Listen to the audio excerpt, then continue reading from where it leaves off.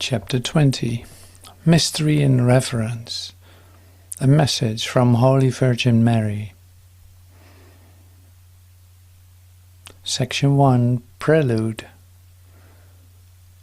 My children, I am the Mother of God. I am the Immaculate Conception.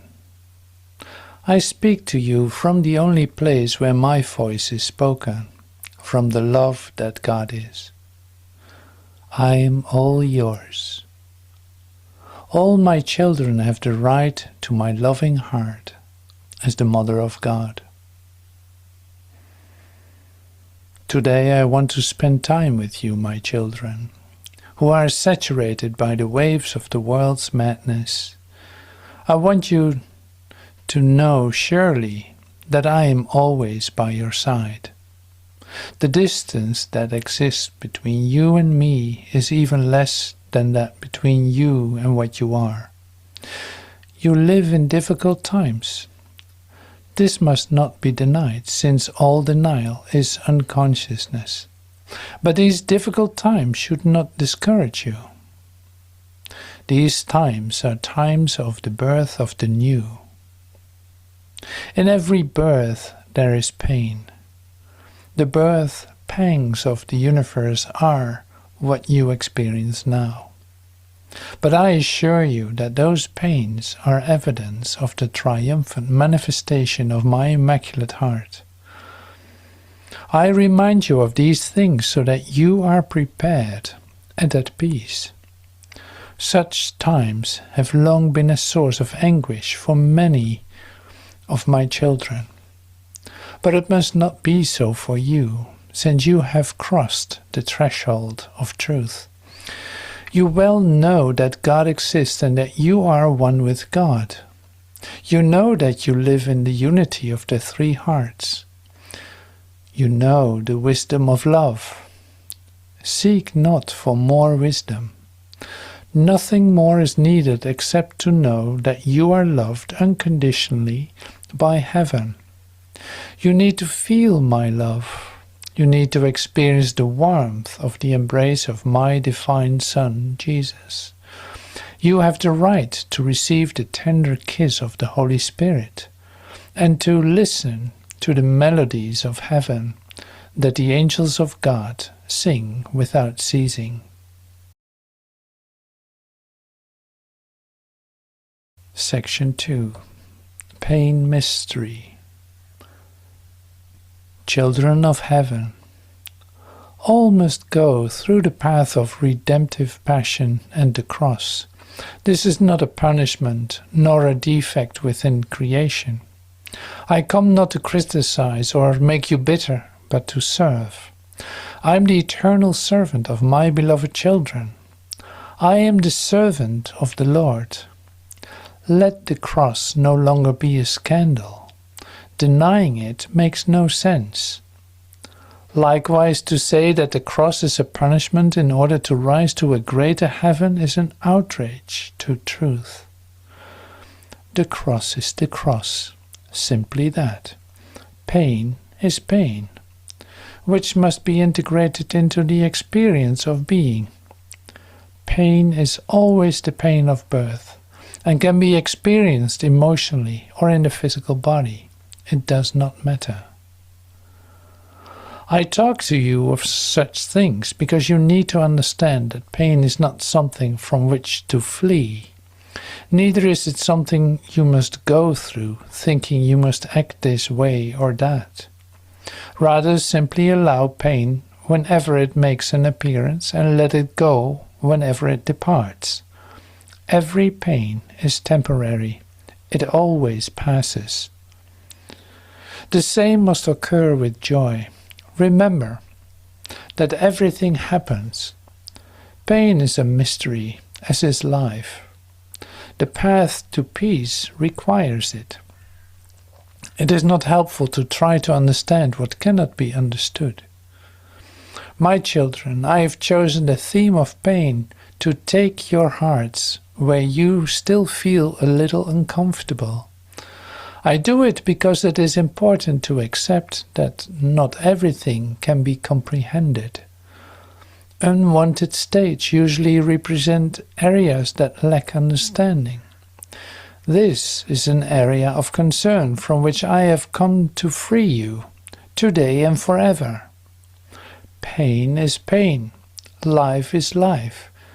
Everything is what it is. There are no syllogisms or circular truths, but a simple truth. So simple that it is often overlooked. As a loving mother, I invite you to live in the simplicity of your heart. This is what this most holy message concerns, which the Father wants us to have in this holy hour.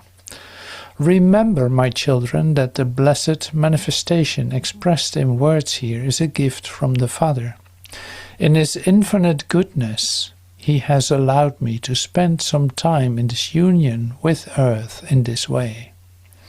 When I speak to you, it is God Himself who speaks to you through my voice.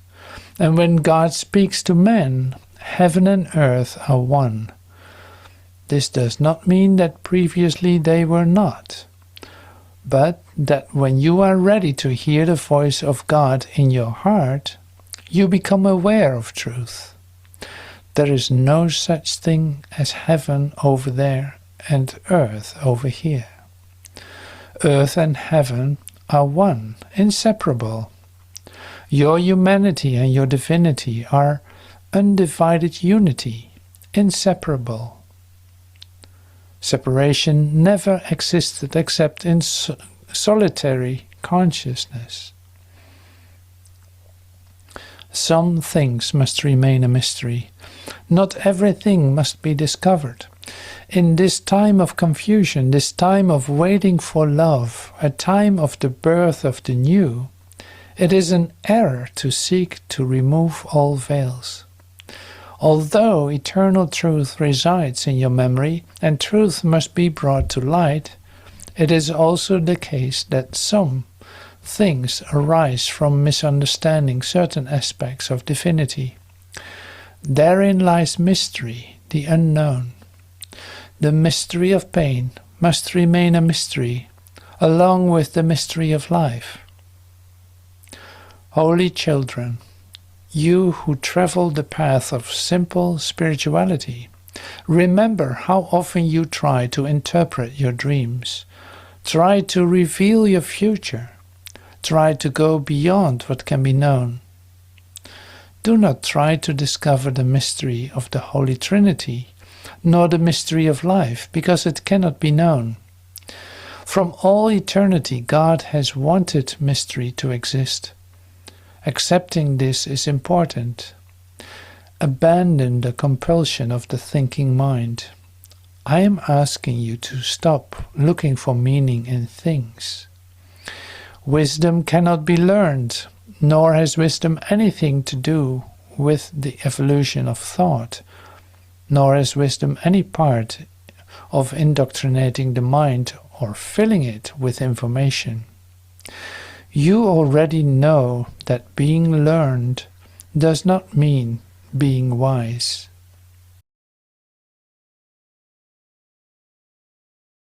Section 3. Wisdom. I am the mother of God and therefore the mother of wisdom. I am the delight of God because God loves the taste of true knowledge. Bear this in mind and remember that you are also the delight of God, who is perfect love.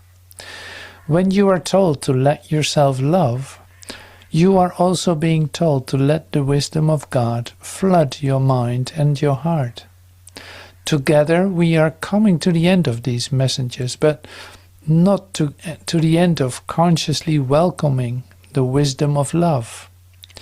This and only this will forever erase the ignorance that ruled the mind.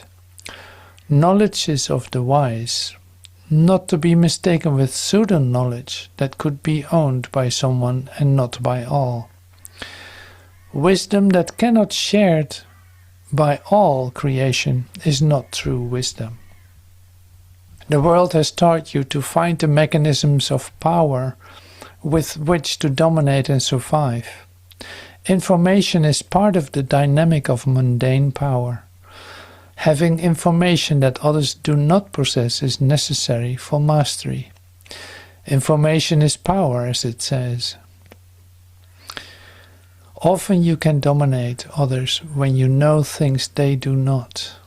The rampant rage to know more and dominate more has no relation to true wisdom. The cornerstone of the thought system of the world is survival. Survival not only of the body but also of the mind and its ideas. In this fight you have built many weapons, both visible and, as in the case of information, invisible.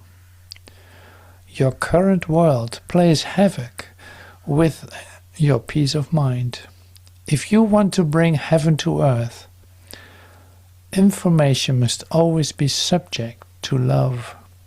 Using any type of information to exercise power is a form of abuse and causes pain. Thus you can see the difference between accessing information and wisdom, between being informed and being wise.